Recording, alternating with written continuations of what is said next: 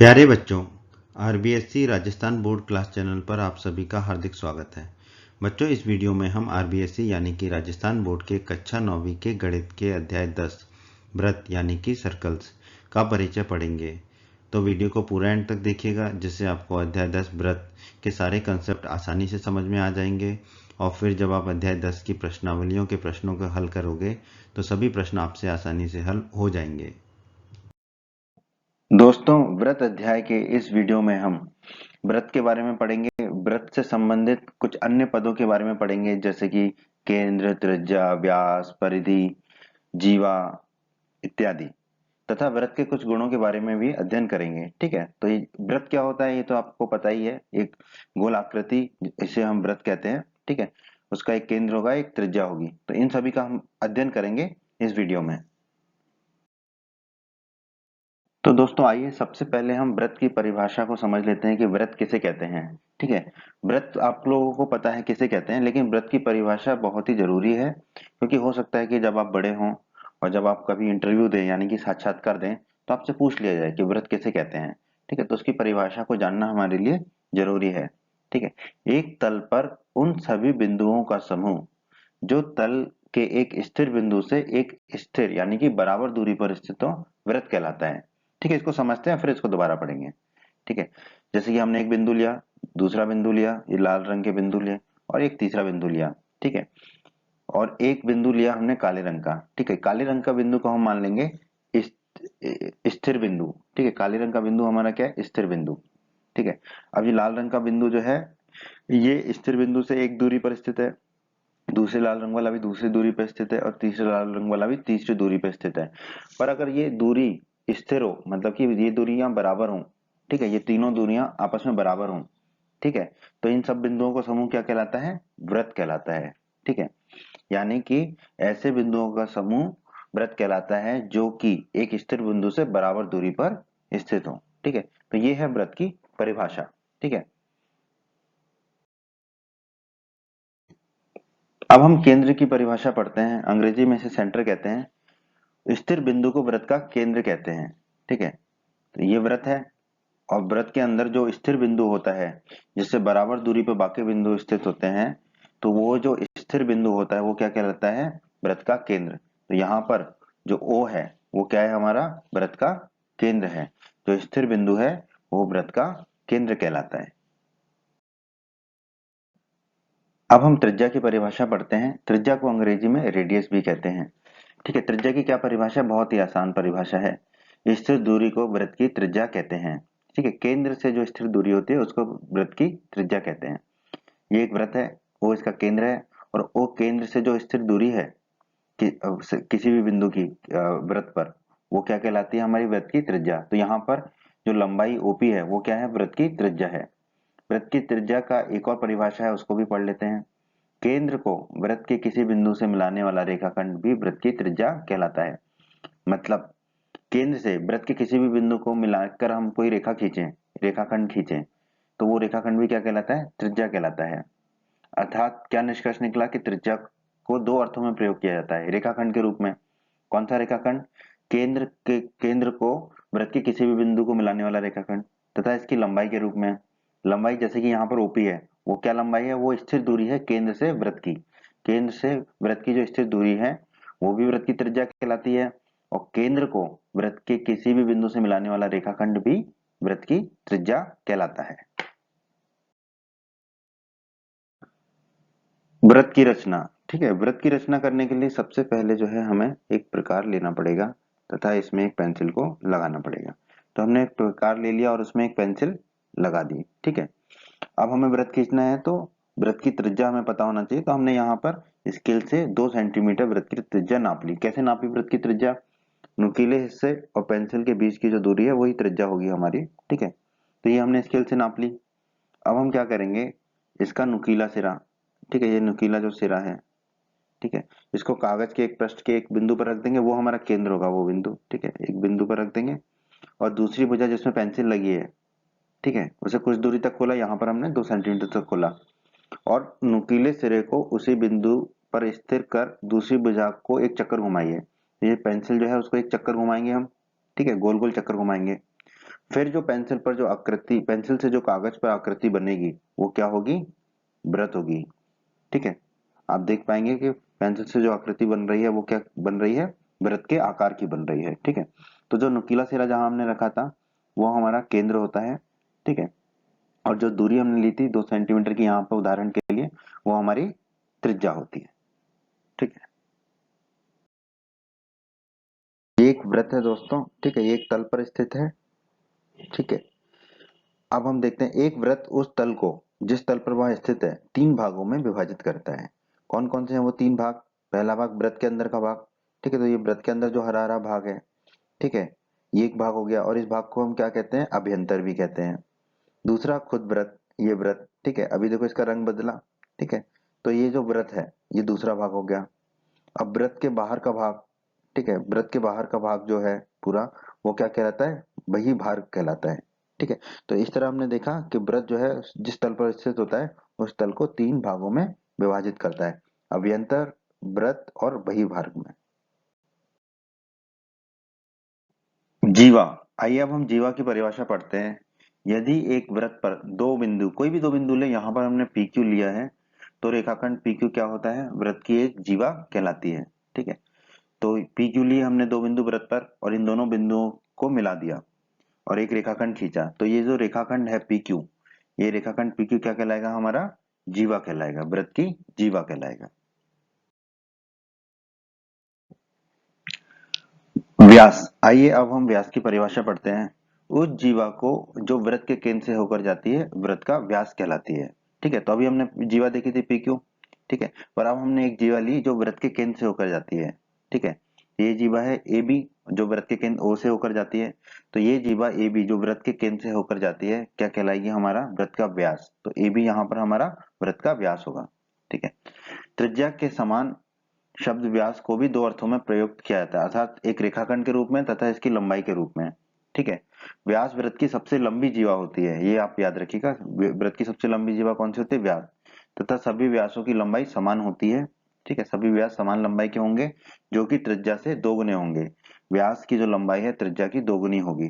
ठीक है, आकृति में एओबी जो है वृत्त का एक व्यास है। ठीक है, तो जैसा कि हमने कहा कि त्रिज्या के समान व्यास भी दो अर्थों में प्रयुक्त होगा, अर्थात रेखाखंड के रूप में। तो रेखाखंड के रूप में हम कैसे प्रयोग करेंगे इसको, कि व्यास वह रेखाखंड होगा जो वृत्त पर स्थित दो बिंदुओं से मिलाने पर हमें मिलेगा, किंतु वह केंद्र से होकर जाना चाहिए, वो रेखाखंड केंद्र से होकर जाना चाहिए। तो ऐसा रेखाखंड जो केंद्र से होकर जाए, वृत्त के दो बिंदुओं को मिलाए, वृत्त का व्यास कहलाएगा।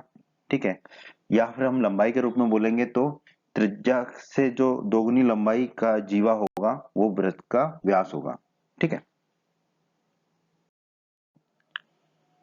आइए अब हम चाप के बारे में पढ़ते हैं। अंग्रेजी में इसे आर्क कहते हैं।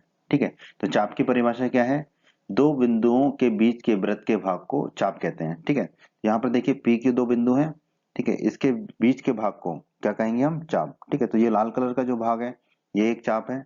ठीक है, और ये नीले कलर का भाग भी पी क्यू के बीच का ही भाग है, ये भी एक चाप है। ठीक है, अब देखिए बिंदु पी तथा क्यू के बीच के वृत्त के भाग को देखिए, तो हम पाएंगे कि दोनों भागों में से एक भाग बड़ा है और एक भाग छोटा है, और दोनों ही चाप कहलाते हैं। तो जो बड़ा भाग है उसको हम क्या कहेंगे, दीर्घ चाप। ठीक है, और जो छोटा भाग होगा उसको हम कहेंगे लघु चाप। ठीक है, क्योंकि बड़े को हम दीर्घ कहते हैं और छोटे को हम लघु कहते हैं। ठीक है, तो जो बड़ा भाग है नीले रंग का, इसे हम कहेंगे दीर्घ चाप। ठीक है, और जो छोटा भाग है लाल रंग का, उसे हम कहेंगे लघु चाप। ठीक है, तो चाप की परिभाषा क्या है, वृत्त, दो बिंदुओं के बीच के वृत्त का भाग। ठीक है, यहाँ पर पी क्यू जो है, दो बिंदु है वृत्त पर और इसके बीच के भाग क्या कहला रहे हैं, चाप। ठीक है, इनमें से एक चाप बड़ा है तो उसे हम कहते हैं दीर्घ चाप, और एक चाप छोटा है तो उसे हम कहते हैं लघु चाप। ठीक है, अर्धवृत्त, अंग्रेजी में कहते हैं सेमी सर्कल। ठीक है, अर्धवृत्त जैसे कि हमको नाम से ही प्रतीत होता है, अर्ध का मतलब होता है आधा और वृत्त मतलब वृत्त। ठीक है, तो अर्धवृत्त मतलब हो गया हमारा आधा वृत्त। ठीक है, अब हम अर्धवृत्त की परिभाषा पढ़ते हैं। ठीक है, जब P और Q एक व्यास के सिरे हों, ठीक है, तो P और Q यहाँ पर एक व्यास के सिरे हैं, तो दोनों चाप बराबर हो जाएंगे। तो क्योंकि P और Q क्या है, व्यास के सिरे हैं, तो दोनों चाप लघु चाप और दीर्घ चाप दोनों बराबर हो जाएंगे। ठीक है, तो हम जो प्रत्येक चाप है, जो दोनों बराबर चाप है, उनको क्या कहेंगे, अर्धवृत्त या सेमी सर्कल। ठीक है, ठीक है। तो जो लाल रंग का है वो भी अर्धवृत्त है और जो ऊपर नीले रंग का होगा वो भी हमारा अर्धवृत्त होगा। ठीक है। तो जब P और Q एक व्यास के सिरे हों, ठीक है, तो दोनों चाप क्या है, बराबर हो जाएंगे। ठीक है। और जब दोनों चाप बराबर हो जाएंगे तो दोनों चाप क्या कहलाएंगे, हमारे अर्धवृत्त कहलाएंगे।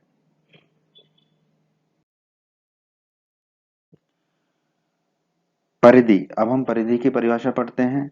संपूर्ण वृत्त की लंबाई को उसकी परिधि कहते हैं। ठीक है। तो यहाँ पर ये जो लाल रंग दिख रहा है जो वृत्त है, ठीक है, इसको अगर हम नापेंगे स्केल से तो इसकी जो लंबाई निकलेगी वो क्या कहलाएगी, वृत्त की परिधि कहलाएगी। ठीक है। वृत्त खंड, ठीक है। अब वृत्त खंड को भी अगर हम संधि विच्छेद करके पढ़ें तो वृत्त धन खंड, खंड मतलब कि हिस्सा, टुकड़ा। ठीक है। तो वृत्त के टुकड़े, ठीक है, वृत्त के हिस्से, इसको हम पढ़ते हैं। जीवा तथा प्रत्येक चाप के मध्य क्षेत्र को वृत्तीय क्षेत्र का खंड या वृत्तखंड कहते हैं। ठीक है। तो PQ यहाँ पर जीवा है हमारी, ठीक है, और PQ एक चाप भी है।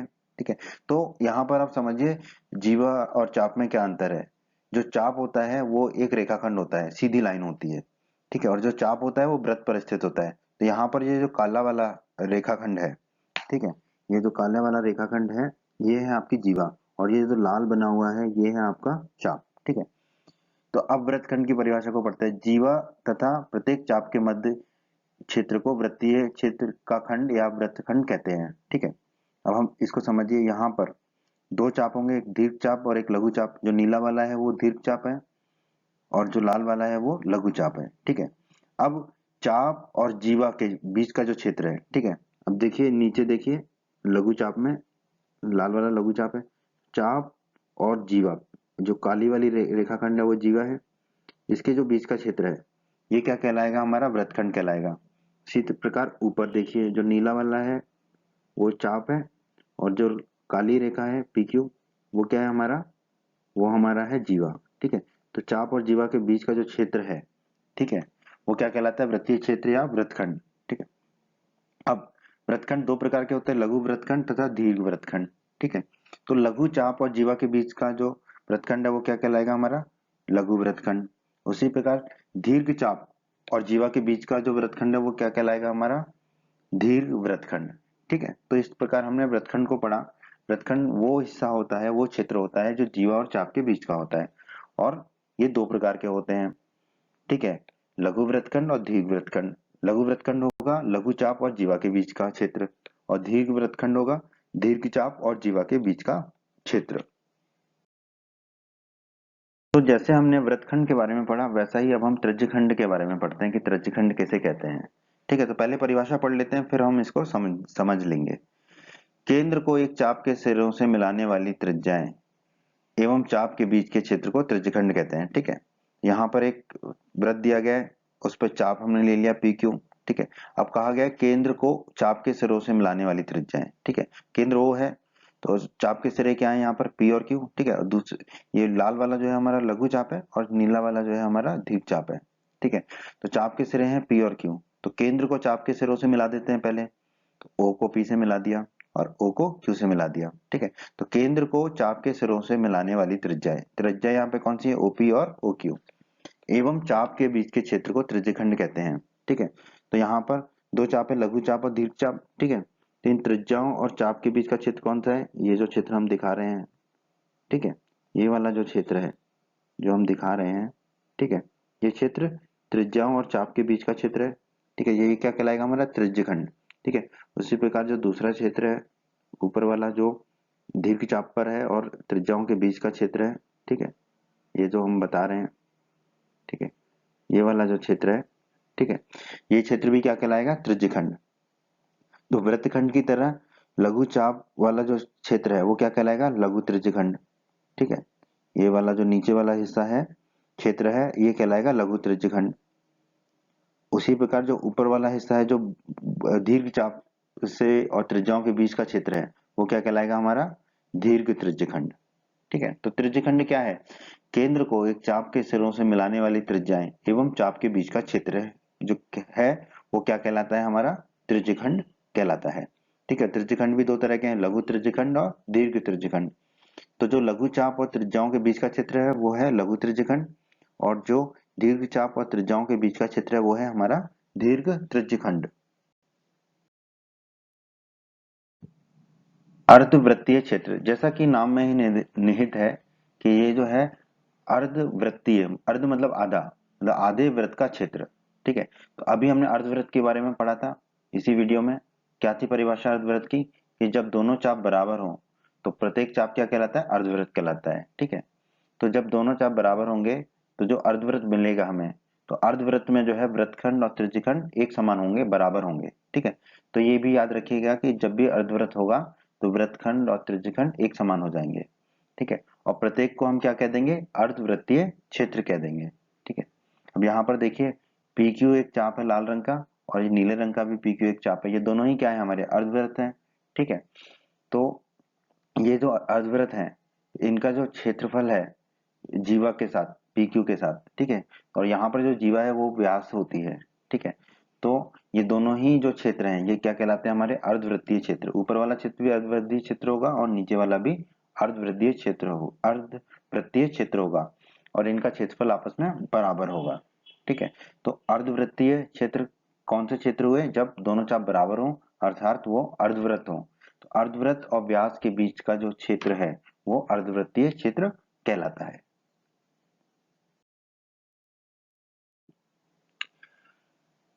अंतरित कोण, अभी हम पढ़ेंगे कि अंतरित कोण किसे कहते हैं। ठीक है, एक रेखाखंड PQ, तो पहले हमने एक रेखाखंड खींचा PQ। ठीक है, एक रेखाखंड PQ खींच लिया और एक बिंदु लिया R जो रेखा PQ पर स्थित ना हो। ठीक है, एक बिंदु R लिया हमने जो PQ पर स्थित नहीं होगा। ठीक है, अब PR को और QR को मिलाइए, तो PR को मिलाया और QR को मिलाया। ठीक है, अब जो कोण PRQ है, जो कोण PRQ, ये वाला जो कोण है वो रेखाखंड PQ द्वारा बिंदु R पर अंतरित कोण कहलाता है। ठीक है, जो कोण PRQ है रेखाखंड PQ द्वारा बिंदु R पर अंतरित कोण कहलाता है। ठीक है, तो ये है हमारा अंतरित कोण। ठीक है, तो अंतरित कोण क्या होता है? उस रेखा से रेखाखंड से जो है एक बिंदु पर कोण बनाया जाए। ठीक है, तो वो उस रेखाखंड द्वारा उस बिंदु पर बनाया गया अंतरित कोण कहलाता है, और वो बिंदु उस रेखा पर स्थित नहीं होना चाहिए। अभी हमने अंतरित कोण के बारे में पढ़ा, अब हम जीवा द्वारा एक बिंदु पर अंतरित कोण के बारे में पढ़ेंगे। ठीक है, तो उसके लिए सबसे पहले तो हम एक रेखाखंड खींच लेते हैं PQ जो कि जीवा है इस वृत्त की। ठीक है, तो PQ एक जीवा खींच लिया हमने। ठीक है, अब हमने चाप बना लिया PQ, ये लघु चाप है लाल वाला, और एक दीर्घ चाप बना लिया PQ। ठीक है, सबसे पहले हमने P और O को केंद्र को मिला दिया और Q और O केंद्र को मिला दिया। ठीक है, अब ये जो कोण बना POQ, ये कोण क्या है? POQ। ठीक है, ये कोण जो है POQ जीवा PQ द्वारा केंद्र O पर अंतरित कोण है। ठीक है, तो यहाँ पे लिख दिया कोण POQ बराबर जीवा PQ द्वारा केंद्र O पर अंतरित कोण। ठीक है, अब हमने दीर्घ चाप पर एक बिंदु लिया R। ठीक है, और P और R को मिलाया और Q और R को मिलाया। ठीक है, तो जो कोण बनेगा वो कोण क्या होगा? PRQ, कोण PRQ। ठीक है, तो जो कोण PRQ है, ठीक है, ये जो कोण PRQ है वो जीवा द्वारा दीर्घ चाप PQ पर, ठीक है, नीला वाला जो है दीर्घ चाप है PQ पर बिंदु R पर अंतरित कोण कहलाएगा। ठीक है, उसी प्रकार लघु चाप पर हमने एक बिंदु लिया S। ठीक है, P और S को मिलाया और Q और S को मिलाया। ठीक है, तो जो कोण बना कोण PSQ। ठीक है, तो ये जो कोण PSQ है ये जीवा PQ द्वारा लघु चाप PQ पर, ठीक है, के बिंदु S पर क्या है? अंतरित कोण है। ठीक है, तो जीवा द्वारा हमने एक बिंदु पर अंतरित कोण पढ़े, तीन तरह के कोण पढ़े हमने यहाँ पर, केंद्र पर, लघु चाप पर और दीर्घ चाप पर। ठीक है, तो हम जीवा से वृत्त के अंदर अंतरित कोण बना सकते हैं। अंतरित कोण कैसे बनाते हैं जीवा से वृत्त पर, ये अभी हमने सीखा। प्रमेय 10.1 दोस्तों, अध्याय 10 में हमारे पास 12 प्रमेय हैं, तो हम यहाँ पे 12 प्रमेयों को पढ़ेंगे इस वीडियो में। लेकिन इन 12 प्रमेयों के अलग से हमने वीडियो बनाए हैं जिसमें हमने इन सभी प्रमेयों को सिद्ध किया है और विस्तार से उनको पढ़ेंगे। ठीक है, यहाँ पर हम सिर्फ प्रमेयों के बारे में देखेंगे कि प्रमेय क्या कहती हैं। ठीक है, आइए प्रमेय 10.1 को पढ़ते हैं। वृत्त की बराबर जीवाएं केंद्र पर बराबर कोण अंतरित करती हैं। ठीक है, तो हमें इस प्रमेय में दिया गया होगा दो जीवाएं AB और CD। तो हमें कहा गया कि ये जो जीवाएं हैं वो आपस में बराबर हैं, तो AB और CD आपस में बराबर है लंबाई में, बराबर लंबाई की दो जीवाएं हैं। ठीक है, तो प्रमेय 10.1 के हिसाब से ये दोनों बराबर जीवाएं जो है केंद्र पर बराबर कोण अंतरित करती हैं। ठीक है, तो पहले तो हम इन जीवाओं को केंद्र से जोड़ देते हैं। ठीक है, दोनों जीवाओं को केंद्र से जोड़ दिया। ठीक है, तो इस प्रमेय 10.1 के अनुसार ये जो कोण होगा, कोण एओबी और कोण सीओडी, ये आपस में बराबर होंगे। क्यों? क्योंकि ये दोनों जो कोण हैं बराबर जीवाएं ए बी और सी डी से केंद्र पर अंतरित कोण है। ठीक है, तो प्रमेय 10.1 कहती है कि यदि वृत्त की दो बराबर जीवाएं हैं तो ये केंद्र पर बराबर कोण अंतरित करेंगी। प्रमेय 10.2, प्रमेय 10.2 जो है प्रमेय 10.1 का विलोम है। ठीक है, तो प्रमेय 10.2 क्या कहती है? यदि एक वृत्त की जीवाओं द्वारा केंद्र पर अंतरित कोण बराबर हों तो वे जीवाएं बराबर होती हैं। यहाँ पर ए बी और सी डी हमें दो जीवाएं दी गई हैं। ठीक है, जो केंद्र पर कोण एओबी और कोण सीओडी अंतरित करती हैं। तो प्रमेय 10.2 के अनुसार ये दोनों कोण आपस में बराबर हैं। कोण एओबी जो है कोण सीओडी के बराबर है अगर, तो दोनों जीवाएं आपस में बराबर होंगी। तो ए बी और सी डी जो जीवाएं हैं वो आपस में बराबर लंबाई की होंगी। ठीक है, ये प्रमेय 10.2 कहती है कि अगर जीवाओं द्वारा केंद्र पर अंतरित कोण बराबर हो तो वो जीवाएं बराबर लंबाई की होती हैं।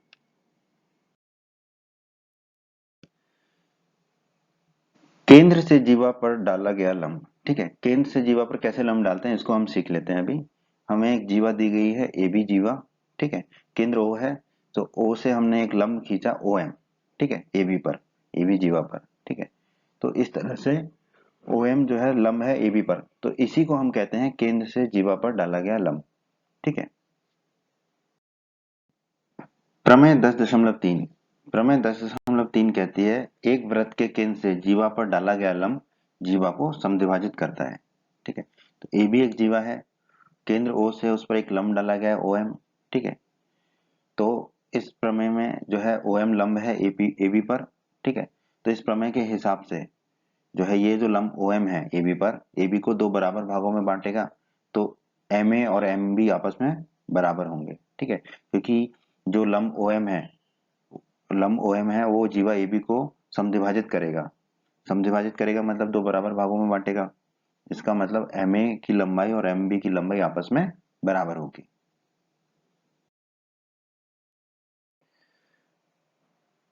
प्रमेय 10.4, प्रमेय 10.4 जो है वो प्रमेय 10.3 का विलोम है। प्रमेय 10.4 के अनुसार एक वृत्त के केंद्र से एक जीवा को समद्विभाजित करने वाली के लिए खींची गई रेखा जीवा पर लंब होती है।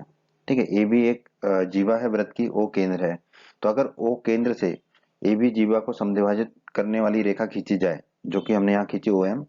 ठीक है, जो कि ए बी को दो बराबर भागों में बांटे। ठीक है, एम ए बराबर एम ई एम बी।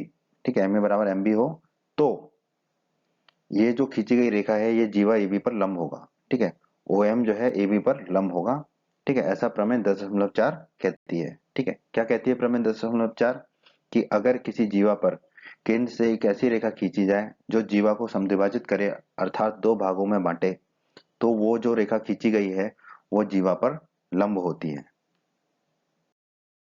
प्रमेय 10.5, प्रमेय 10.5 कहती है तीन दिए हुए असंरेखीय बिंदुओं द्वारा होकर जाने वाला एक और केवल एक ही वृत्त होता है। ठीक है, तो हमने यहाँ पर लिया बिंदु ए, बिंदु बी और बिंदु सी। ठीक है, प्रमेय के अनुसार ये तीनों बिंदु जो है असंरेखीय होने चाहिए, मतलब एक ही रेखा पर नहीं होने चाहिए। ठीक है, हमें पता है दो बिंदु तो एक ही रेखा पर होते हैं।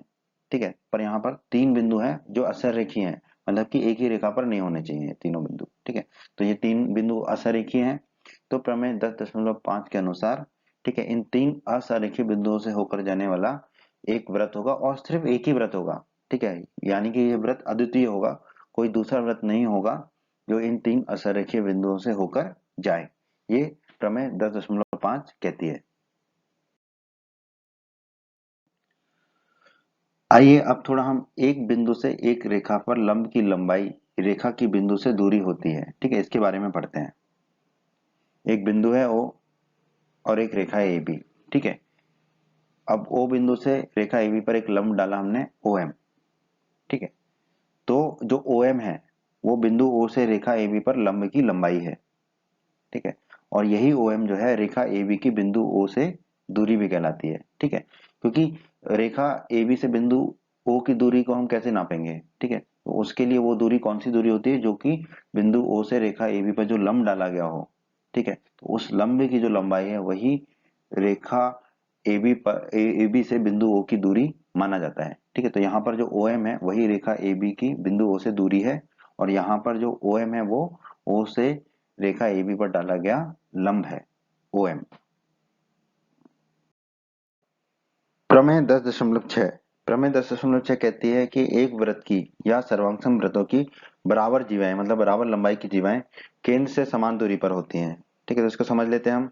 PQ और RS दो जीवाएं हैं, ठीक है, जो कि प्रमेय के हिसाब से बराबर लंबाई की हैं। PQ बराबर RS है। ठीक है, तो अभी हमने O से लंब डाला PQ पर OL, और उसी प्रकार केंद्र O से लंब डाला जीवा RS पर OM। ठीक है, तो ये जो लंब डाला है यही जीवा की केंद्र से दूरी कहलाएगी। तो प्रमेय 10.6 के अनुसार, ठीक है, ये दोनों जीवाएं जो है केंद्र से समान दूरी पर होंगी, तो OL और OM आपस में बराबर लंबाई के होंगे। तो प्रमेय 10.6 यही कहती है कि अगर दो जीवाएं बराबर हैं तो वो केंद्र से बराबर दूरी पर होती हैं। ठीक है, बराबर दूरी पर होती है इसका मतलब कि केंद्र से उन जीवाओं पर डाला गया लंब समान लंबाई के होंगे।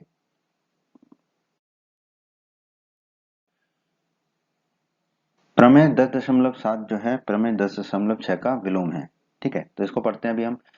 एक वृत्त के केंद्र से समदूरस्थ जीवाएं समान लंबाई की होती हैं।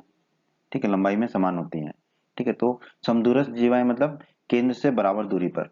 तो यहाँ पर PQ एक जीवा है और RS एक जीवा है। केंद्र से इनकी लंबाई नापनी है तो केंद्र से हमें इन पर लंब डालने पड़ेंगे। तो O से OL एक लंब डाला PQ पर, तो जीवा PQ की केंद्र से दूरी कितनी हो गई, OL।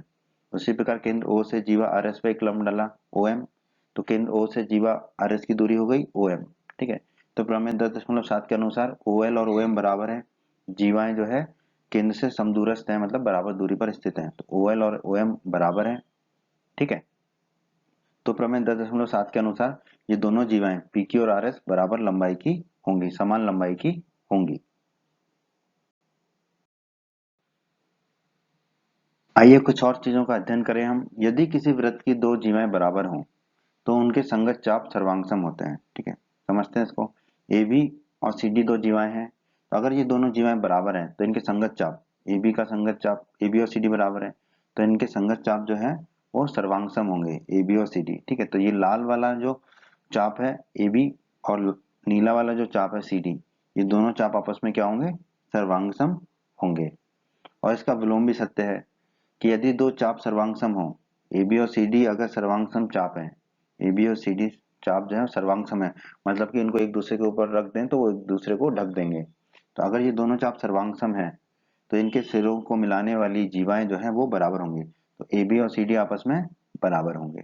ठीक है, तो अगर जीवाएं बराबर हैं तो चाप सर्वांगसम होंगे, और चाप सर्वांगसम है तो जीवाएं बराबर होंगी। किसी वृत्त के सर्वांगसम चाप या बराबर लंबाई के चाप केंद्र पर बराबर कोण अंतरित करते हैं। ठीक है, तो इसको पढ़ते हैं। AB एक चाप है और CD एक चाप है। ठीक है, ये दोनों चाप AB और CD सर्वांगसम है और बराबर लंबाई के हैं। ठीक है, तो ये केंद्र O पर, दोनों जो है केंद्र O पर जो कोण अंतरित करेंगे AOB और COD, तो ये AOB और COD कोण आपस में क्या होते हैं, बराबर होते हैं। तो हमने यहाँ पर जाना कि सर्वांगसम चाप जो है केंद्र पर बराबर कोण अंतरित करते हैं। ठीक है,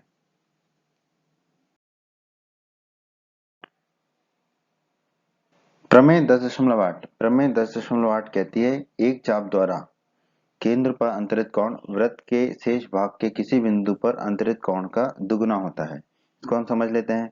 PQ एक चाप है, ठीक है, O केंद्र है इस वृत्त का, तो O को चाप से मिला दिया P से और Q से। ठीक है, और वृत्त के शेष भाग पर एक बिंदु लिया A, हमने उसको भी मिला दिया। ठीक है, तो चाप द्वारा जो केंद्र पर कोण अंतरित किया गया है वो कोण क्या कहलाएगा, कोण POQ।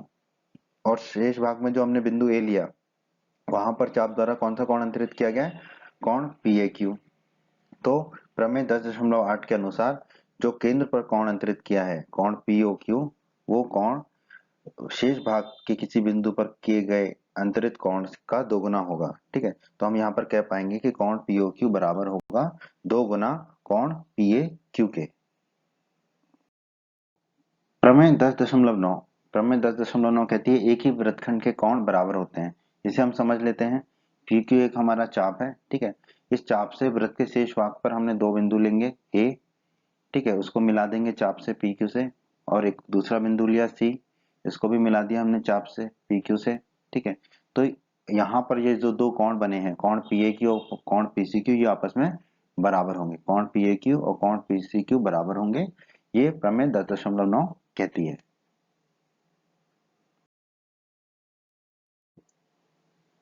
अर्धवृत्त का कोण समकोण होता है।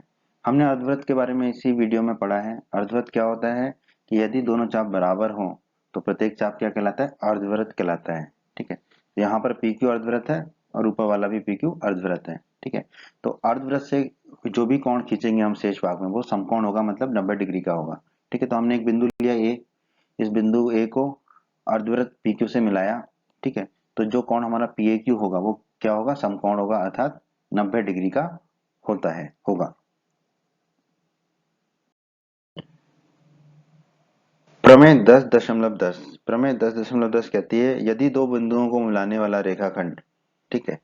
तो यहाँ पर दो बिंदु ले लेते हैं ए बी, उनको मिलाने वाला रेखाखंड ए बी, उसको अंतर्विष्ट करने वाली रेखा के एक ही ओर स्थित दो अन्य बिंदुओं पर समान कोण अंतरित करे, ठीक है। तो हम ए बी रेखाखंड के जो ऊपर ले लेते हैं दो बिंदु, एक बिंदु ले लिया हमने सी, ठीक है, ए बी को सी से मिला दिया, दूसरा बिंदु हमने ले लिया डी, ए बी को डी से मिला दिया। तो ये दोनों बिंदुओं पर अगर रेखाखंड ए बी समान कोण अंतरित करे, यानी कि कोण ए सी बी और कोण ए डी बी आपस में बराबर हों, तो ये चारों बिंदु एक ही वृत्त पर स्थित होते हैं, अर्थात वे चक्रीय होते हैं, ठीक है। तो चारों बिंदु ए बी सी और डी क्या होंगे, एक ही वृत्त पर स्थित होंगे और ये चक्रीय होंगे, ठीक है। तो ये चारों बिंदु ए बी सी डी जो है एक ही वृत्त पर स्थित होंगे, ऐसा प्रमेय 10.10 कहती है। चक्रीय चतुर्भुज। दोस्तों हमने चतुर्भुज के बारे में तो पढ़ा था, अब हम चक्रीय चतुर्भुज के बारे में पढ़ेंगे कि चक्रीय चतुर्भुज क्या होता है। एक चतुर्भुज एबीसीडी चक्रीय चतुर्भुज कहलाता है यदि इसके चारों शीर्ष मतलब ए बी और सी, ए बी सी और डी एक ही वृत्त पर स्थित होते हैं, ठीक है। तो ये एक चतुर्भुज है एबीसीडी, ठीक है। अब एबीसीडी इस चतुर्भुज के चारों शीर्ष अगर एक ही वृत्त पर स्थित होंगे तो ये चतुर्भुज क्या कहलाएगा, चक्रीय चतुर्भुज, ठीक है। तो अगर चारों शीर्ष ए बी सी डी एक ही वृत्त पर स्थित होंगे तो ये चतुर्भुज कहलाएगा चक्रीय चतुर्भुज, ठीक है। तो यहाँ पर हमने देखा कि ए बी सी डी चारों शीर्ष एक ही वृत्त पर स्थित है, तो हम कह सकते हैं कि चतुर्भुज ए बी सी डी क्या है, चक्रीय चतुर्भुज है। प्रमेय 10.11 प्रमेय 10.11 कहती है चक्रीय चतुर्भुज के सम्मुख कोणों के प्रत्येक युग्म का योग 180 डिग्री होता है, ठीक है। तो हमें इस प्रमेय में दिया गया है कि चतुर्भुज एबीसीडी एक चक्रीय चतुर्भुज है, तो एबीसीडी एक चक्रीय चतुर्भुज है। तो प्रमेय 10.11 के अनुसार क्या होगा, इस चतुर्भुज एबीसीडी के सम्मुख कोणों का योग क्या होगा, 180 डिग्री होगा। तो हम कह पाएंगे कोण ए और कोण डी, इन दोनों कोणों का योग कितना होगा, 180 डिग्री। उसी प्रकार दूसरे सम्मुख कोण कोण बी और कोण सी, इन दोनों का योग कितना होगा, 180 डिग्री। प्रमेय 10.12 प्रमेय 10.12 जो है वो प्रमेय 10.11 का विलोम ही है। तो प्रमेय 10.12 कहती है यदि किसी चतुर्भुज के सम्मुख कोणों के एक युग्म का योग 180 डिग्री हो तो वो चतुर्भुज चक्रीय चतुर्भुज होता है, ठीक है। तो यहाँ पर हमें एबीसीडी एक चतुर्भुज दिया गया है जिसके सम्मुख कोणों के एक युग्म का योग जो है 180 डिग्री है। तो कोण ए धन कोण डी बराबर 180 डिग्री है, ठीक है। अगर एक सम्मुख कोणों का एक युग्म का योग 180 डिग्री होगा तो सम्मुख कोणों के दूसरे युग्म का योग भी 180 डिग्री होगा। क्यों, क्योंकि चतुर्भुज के चारों कोणों का योग कितना होता है, 360 डिग्री, ठीक है। तो कोण बी धन कोण सी भी क्या होगा, 180 डिग्री। तो यदि ऐसा है तो ये जो चतुर्भुज है, चतुर्भुज एबीसीडी, ये क्या होगा, एक चक्रीय चतुर्भुज होगा। चतुर्भुज एबीसीडी एक चक्रीय चतुर्भुज होगा, ठीक है। ये प्रमेय 10.12 कहती है कि यदि किसी चतुर्भुज के सम्मुख कोणों का योग 180 डिग्री हो तो वो चतुर्भुज क्या कहलाता है, चक्रीय चतुर्भुज कहलाता है, होता है। उम्मीद करते हैं बच्चों आपको हमारा ये वीडियो पसंद आया होगा। बच्चों, अगर आप राजस्थान बोर्ड क्लास चैनल पर नए हैं और आपने अभी तक हमारे YouTube चैनल को सब्सक्राइब नहीं किया है, तो सब्सक्राइब बटन को दबाकर जल्दी से हमारे चैनल को सब्सक्राइब कर लीजिए और बेल आइकन को भी दबा दीजिए। इससे आपको क्या फ़ायदा होगा कि जब भी हमारे चैनल पर कोई भी नया वीडियो आएगा, तो उसका नोटिफिकेशन सबसे पहले आपको मिलेगा और जब भी आप YouTube पर वीडियो सर्च करेंगे, तो हमारे चैनल के वीडियोज़ आपको ऊपर नज़र आने लगेंगे। आपको वीडियो पसंद आया है तो आप हमारे वीडियो को अपने दोस्तों के साथ व्हाट्सएप और फेसबुक पर अवश्य शेयर करें, जिससे आपके दोस्तों का भी फायदा हो, उन्हें लाभ हो। और वीडियो पसंद आया है तो वीडियो को लाइक अवश्य कर दें और इस अध्याय के अन्य सभी वीडियोस को देखने के लिए आई बटन पर क्लिक करें। आई बटन पर क्लिक करने से आपको इस अध्याय के सभी वीडियोस के लिंक मिल जाएंगे। धन्यवाद बच्चों।